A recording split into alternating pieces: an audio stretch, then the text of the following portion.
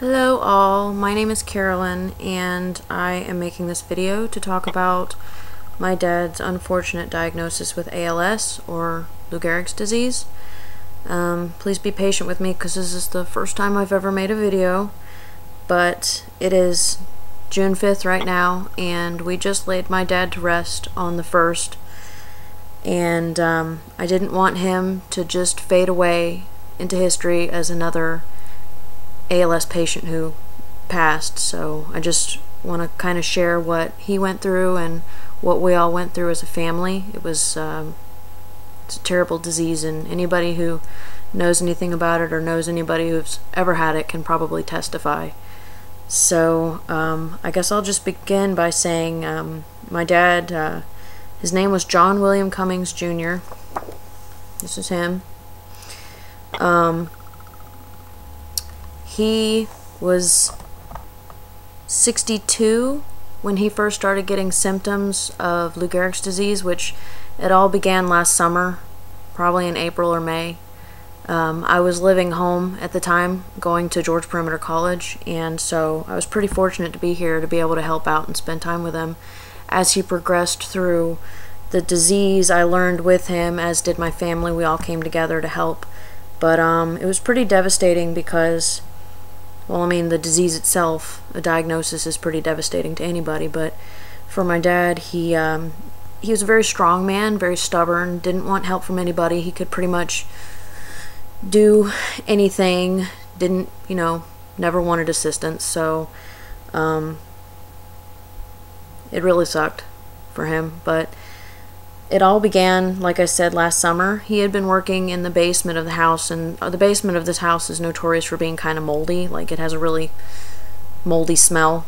And so he had been working down there for at least a month or two, and he started coming down with the symptom of thick speech. His speech was being affected. He could still speak, but it just sounded very thick, almost like it was kind of hard to get out. And he went to one of the local Atlanta doc-in-the-boxes, the real cheap little doctor places, and they gave him the diagnosis that he had mold growth in his throat, and they prescribed him some rounds of meds, antibiotics, what have you, and it never cleared up. And he went back to the doc-in-the-box a few times because he was a very frugal man and didn't like to spend a lot of money, and he figured, I guess, if he went back a couple times, maybe they could cure it eventually. But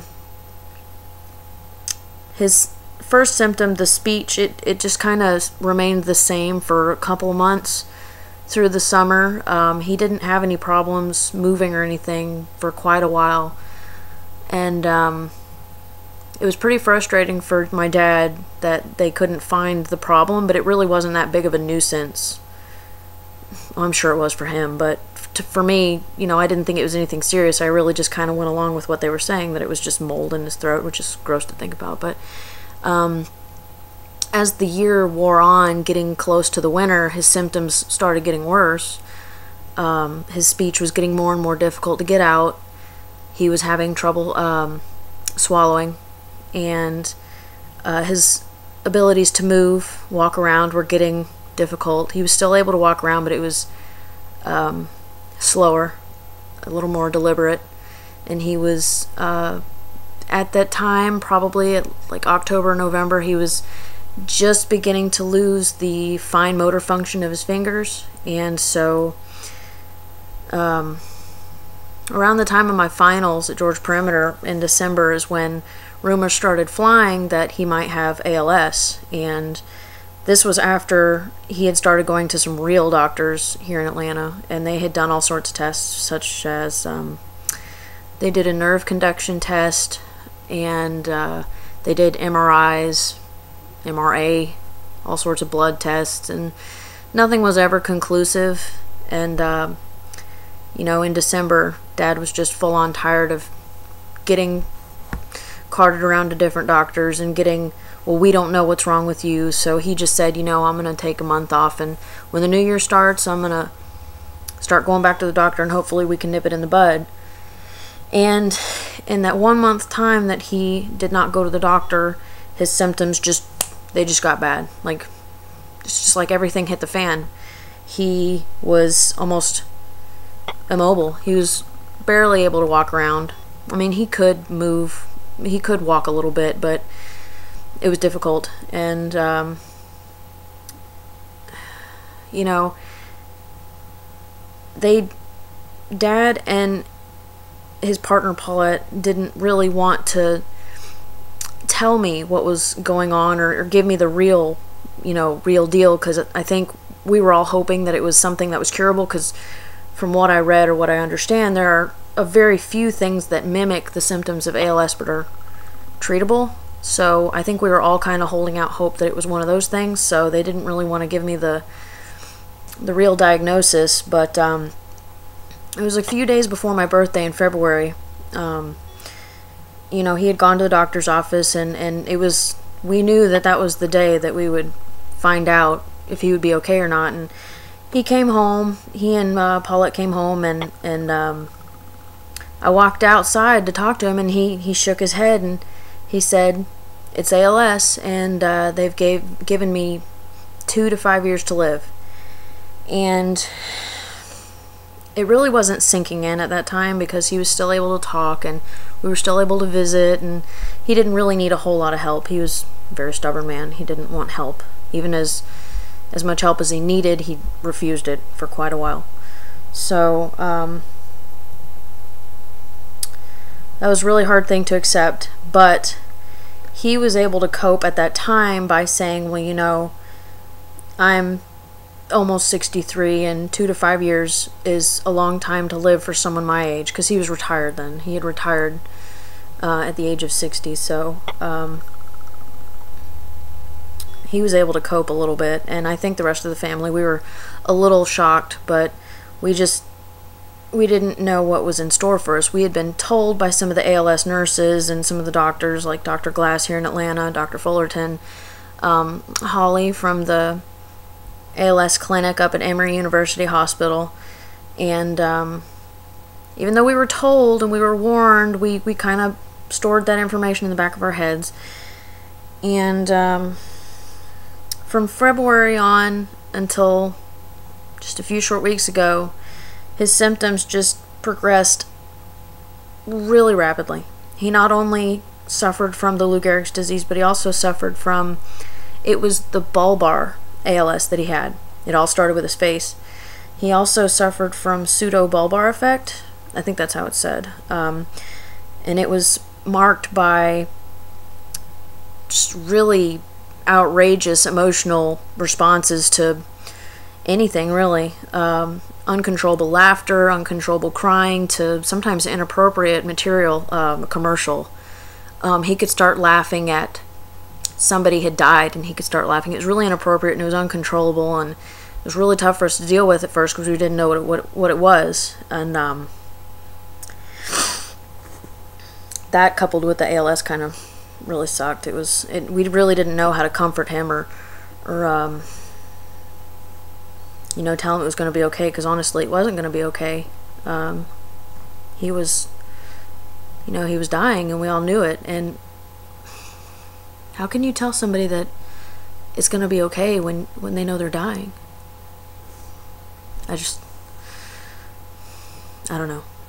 Anyway, so his doctors prescribed him a medication for ALS. I think it's called Rilotec or Rilotec, and it is a pricey drug.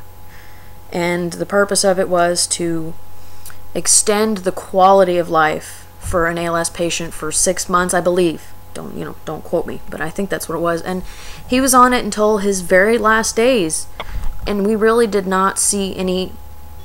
I mean, I guess his symptoms came on so rapidly that if it did do any good, which I don't think it did, we just wouldn't have seen it. So he was on that. He was on Nudexta for his PBA, which I think that stuff really helped. I would recommend that. I really would. Seeing him go through it every day, having to go through all these meds.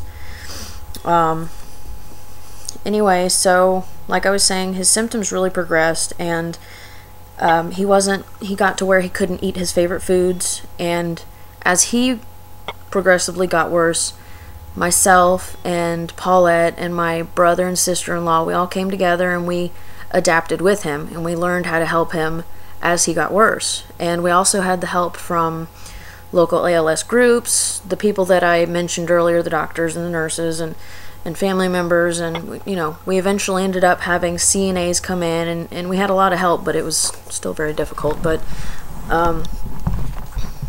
so like I was saying, adapting, as he got worse and he wasn't able to eat the foods that he liked, we started giving him the options of softer foods, mushy foods, for instance, hash and eggs, things he still enjoyed, to try and make it seem like he wasn't losing every ability to enjoy life, even though he was already very upset about losing independence. He was being very combative, as I would be too. If I was losing my independence, I would be very angry. And a lot of people just didn't want to sympathize with him because he was being very angry and lashing out at all of us. And I feel like I would probably do the same thing. If I was dying from something, I would probably lash out too, in anger and despair, and I don't know. I mean,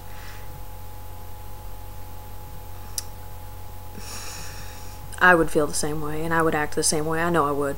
I take after him. My brothers take after him. We all have the stubborn streak in us. So, but along the lines of the food, he eventually ended up having to get a feeding tube. He got a G tube directly into his stomach, and that way we were able to get nourishment directly into him in the form of supplements like formula, but he was also able to eat luxury items like ice cream and milkshakes, so he could still enjoy himself. And we also used the G tube to get medications into him, his regular meds for cholesterol and things that any normal person might have, and also his ALS medications. And around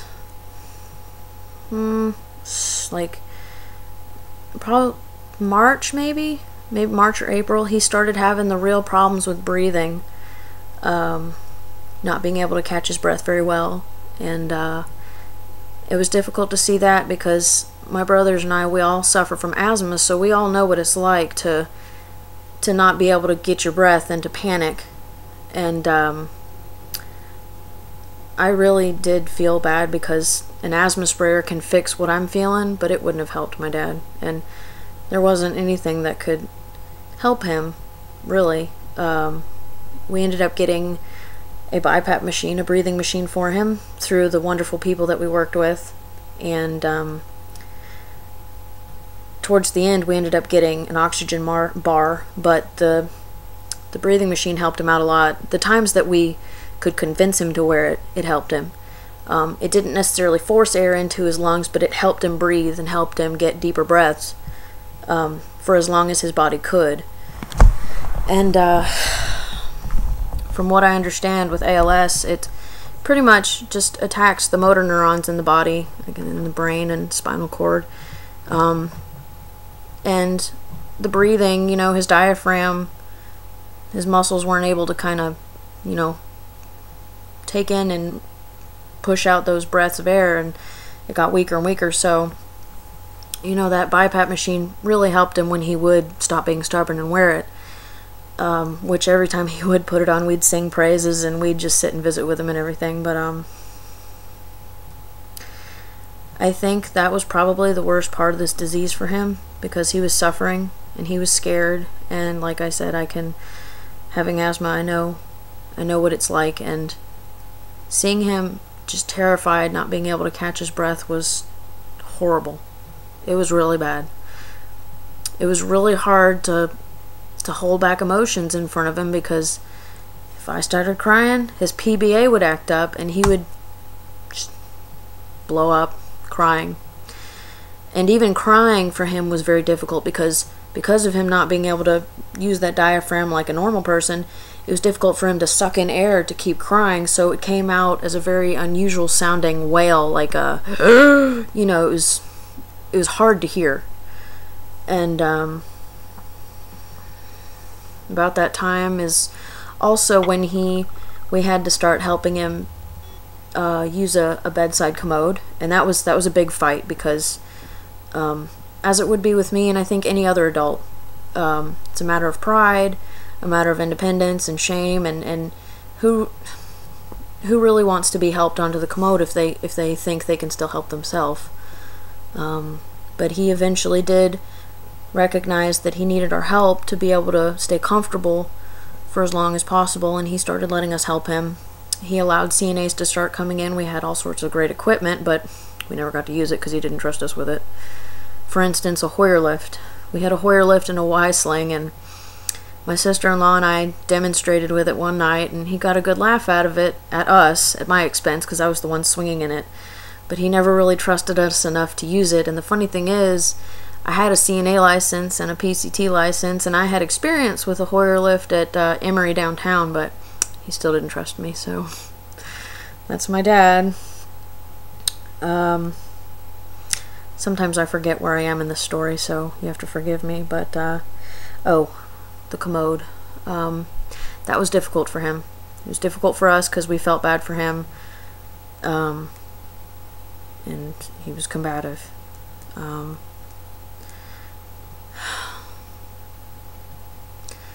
He started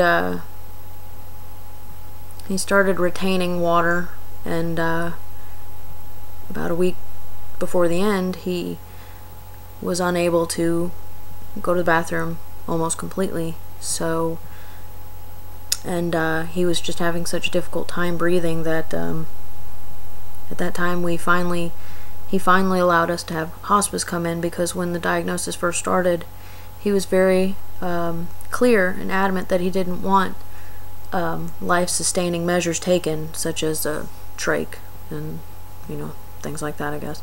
He had a DNR, which was really heartbreaking for me, but it was up to him. And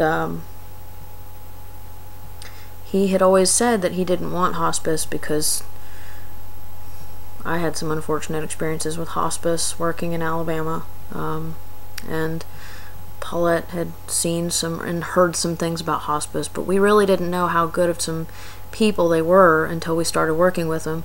We settled with Crossroads Hospice of the Georgia area, and the people that came in did a great job. They helped Dad stay comfortable, and when we had a problem, they were pretty much there for us.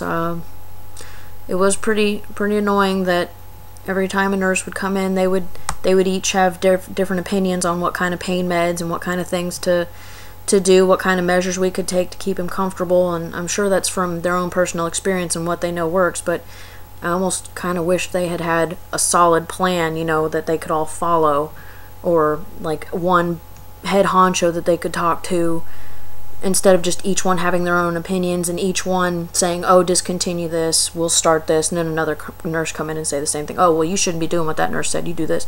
Anyway, regardless, right at the end, we were finally able to get him comfortable to where he wasn't wailing in pain, and that's one thing I didn't mention, and here I go digressing again, but one thing that he did also suffer from was he had a lot of really bad leg pains.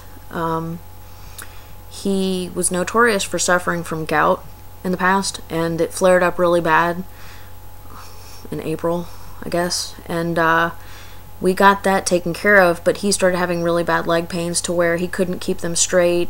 He had to bend them, and then he couldn't keep them bent for a long time, so he was on a medication called baclofen, I think that's what it's called, and those leg pains just caused him so much grief. He couldn't sleep.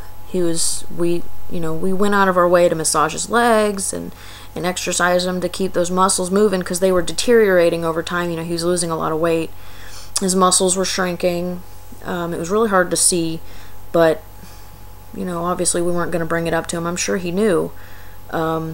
His fingers, you know, they pretty much froze like this, and they were very painful for if you tried to, you know, open them up. So him not moving around as much and being so weak, all his joints started to freeze up, and that was difficult too, but it was his legs that really caused him the most problems. And with the hospice people coming in, it was nice because they were able to control the pain after a period of time, after, you know, learning what worked for him and what didn't. They were able to control the pain, and you know, they got him comfortable, and before he really got bad, he started asking me to just sit and visit with him. And I would. I'd go in the evening times and just sit there next to him, and we'd watch Braves games or watch the news. We watched a lot of news. He was a newsman. And we had CNAs coming in. We'd all sit together and visit. And even when he was finally not able to communicate with us at all and he was just pretty much out of it, I still went, we still visited with him. Still sat in there, talked to him like he could hear us, and we were told that he could still hear us, and I banked on that. That's what I went on. I just acted like he could hear me, and I just had a conversation with him, Dad, the Braves are playing, so-and-so got a home run, we're beating those Mets, and I could just imagine that he was mentally smiling, but my brother and sister-in-law, they were coming down and spending the night a lot to spend time with Dad, and we knew his time was near, and everyone just came together. My oldest brother and his wife were able to come down from Japan with the grandkids, and Dad got to meet the grandkids for the first time, and this all happened before he passed, so it really sucked right at the end, which was just a couple of weeks ago.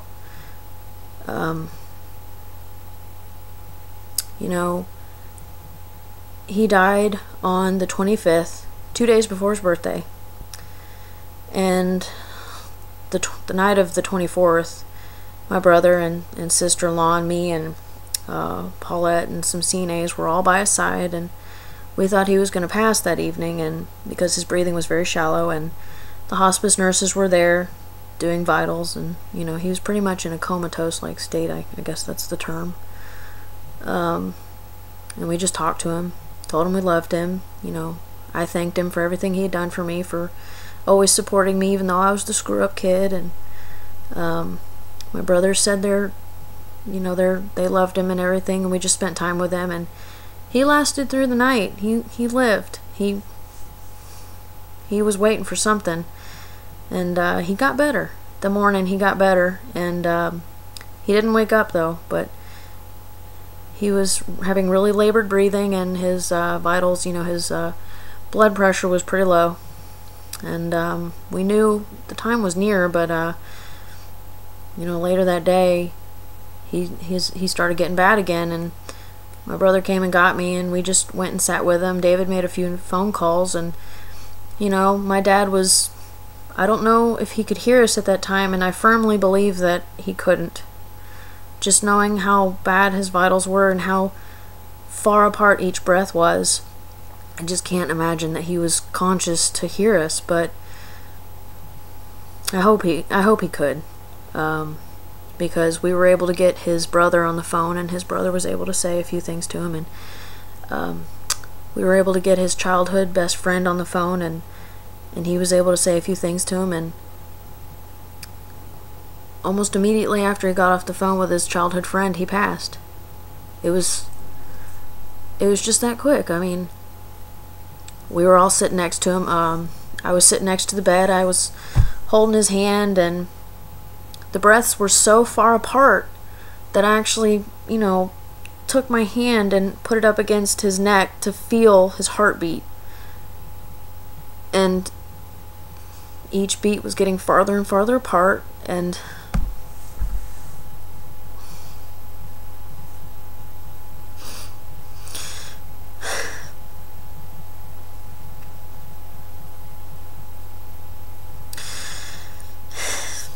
he died.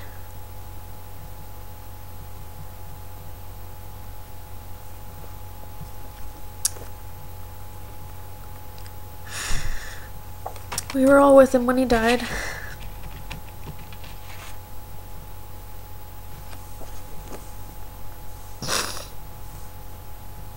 It really sucks seeing him suffer like that.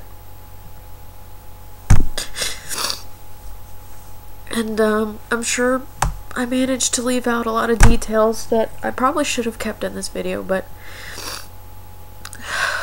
hopefully somebody can get some usage out of what I just said. My dad was a really good man, and he and no one else that gets diagnosed with ALS deserves it. It's a terrible disease.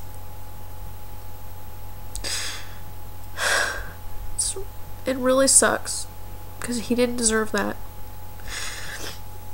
No one does. So, I just wanted to share a story. And hopefully he knew at the end that he was loved, because we way went out of our way to tell him we loved him and everything. So that's pretty much it. I'll leave a link at the bottom of my page for email or anything if you have any questions. But that's it. So thanks for watching.